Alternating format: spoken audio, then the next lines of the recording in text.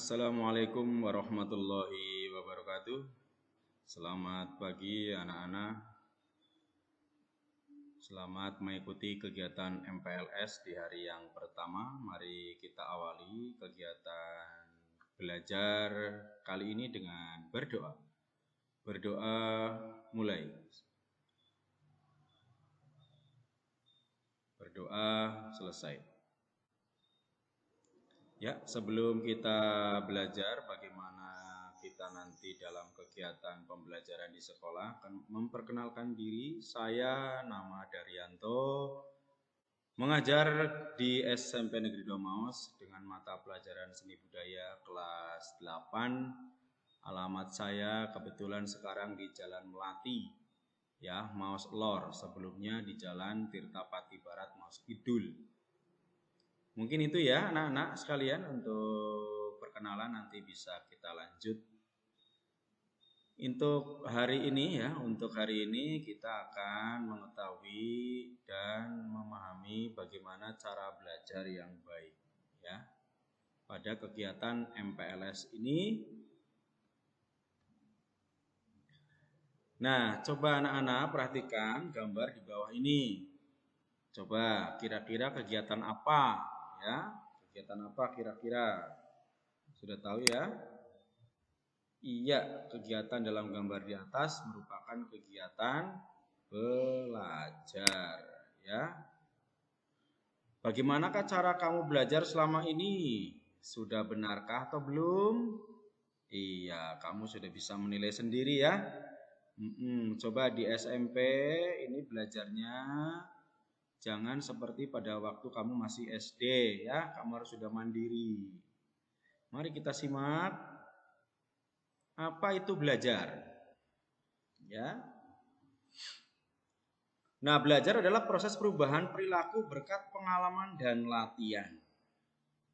Artinya, kegiatan belajar adalah perubahan tingkah laku baik yang menyangkut pengetahuan, keterampilan maupun sikap.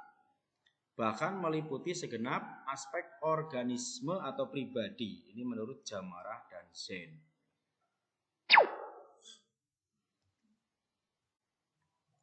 Cara belajar yang baik itu bagaimana? Tentunya yang pertama nanti ya, kita harus punya rencana yang baik. Nah, belajar mau seperti apa, medianya apa, alat untuk belajarnya apa, dan lain-lain. Kemudian awalilah dan akhirilah setiap kita melaksanakan kegiatan pembelajaran dengan berdoa. Disiplin dalam belajar. Nah, jangan sampai kita ketika sedang belajar ingat ada jadwal sepak bola kali ini di televisi. Nah, kamu padahal sedang belajar. Nah, kemudian kamu segera nyetel televisi melihat sepak bola, belajarnya kamu tinggalkan. Kamu harus disiplin ya, ketika belajar ya belajar.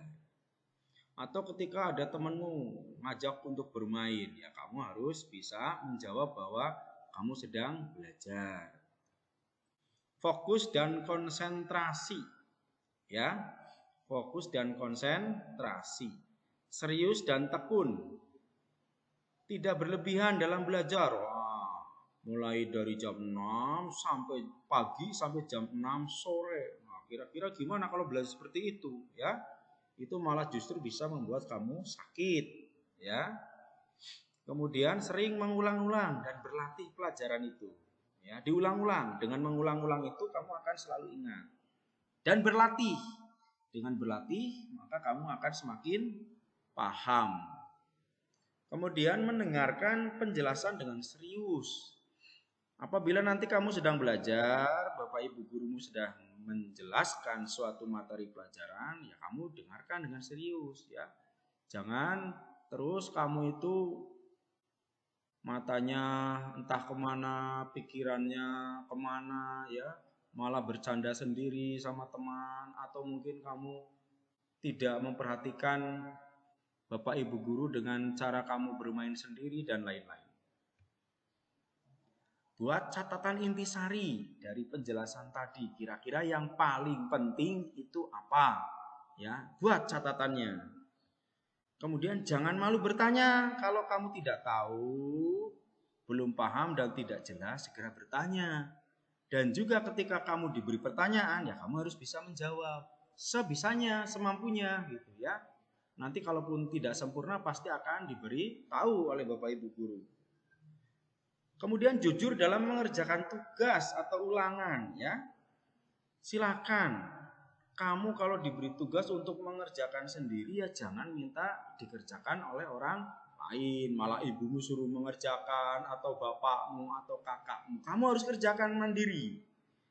Dan ketika ulangan ya kamu kerjakan sendiri ya, jangan minta dikerjakan oleh orang lain atau mencontek atau bertanya dan lain-lain. Nah, teknik dalam belajar jangan terpaku pada waktu. Mindsetmu ganti menjadi belajar dengan enjoy. Ya, sedikit-sedikit belajarnya 5 menit, nanti lagi 5 menit lagi, nanti lagi 5 menit lagi. Itu sedikit-sedikit. Tetapi sering. Nah, hal ini untuk menghindari yang namanya kram otak. Apa itu kram otak? Yaitu momen tidak mampunya atau menampung informasi yang masuk ke otak. Karena itu kram otak itu bisa mengakibatkan kamu itu tidak bisa menyerap informasi ya.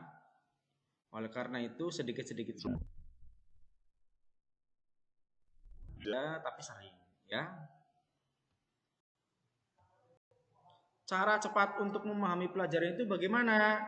Ya, buat catatan kecil ya, seperti rangkuman, intisari gitu ya.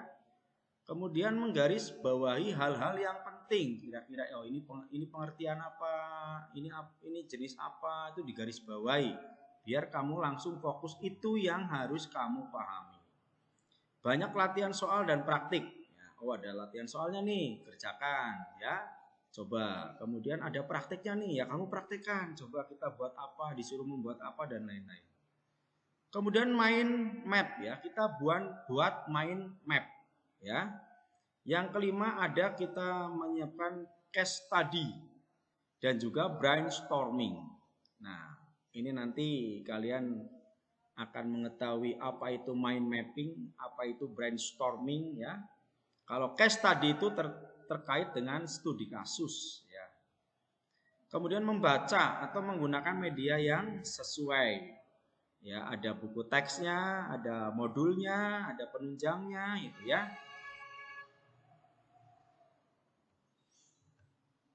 Bagaimana belajar di masa pandemi ini? Nah, usahakan kalian memiliki media informasi. Ya, boleh HP, syukur-syukur ada laptopnya, ada buku teks, modul, buku penunjang, dan lain-lain. Kemudian rajin menyimak media pembelajaran informasi. Catat yang penting. Tanyakan yang masih belum paham pada gurumu lewat media informasi. Biar bisa lewat WA, telepon, dan lain-lain. Kemudian segera mengerjakan tugas yang diberikan oleh guru. Jangan menunda-nunda, nanti semakin banyak tugasmu kamu semakin stres, repot ya, kebingungan. Selanjutnya mencari sumber informasi materi pelajaran tambahan di internet. Coba sekali kamu browsing ya, kira-kira materi apa yang kamu pelajari. Nah, kamu kalau bingung bisa mencari sumber informasi itu di internet.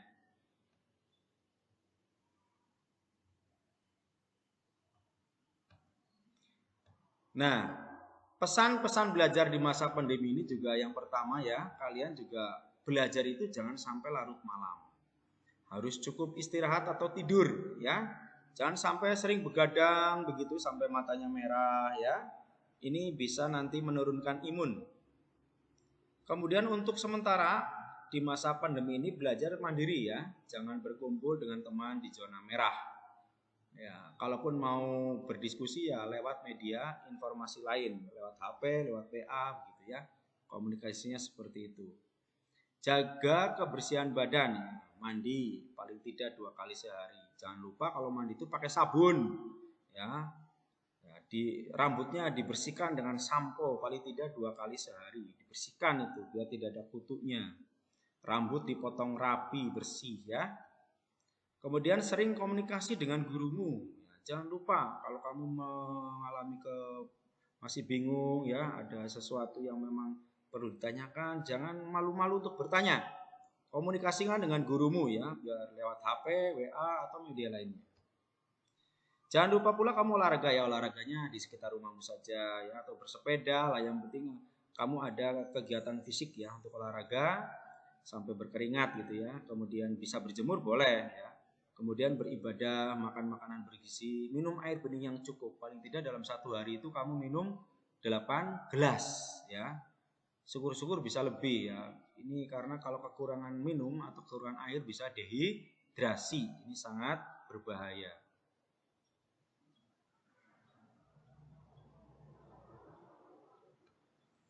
Tetap semangat belajar pada masa pandemi ini. Jangan kendor untuk menerapkan prokes, beribadah dan berdoa agar masa pandemi ini cepat berakhir dan kita kembali menjalani hidup ini dengan normal seperti sedia kala.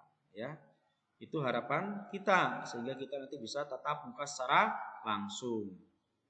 Amin ya.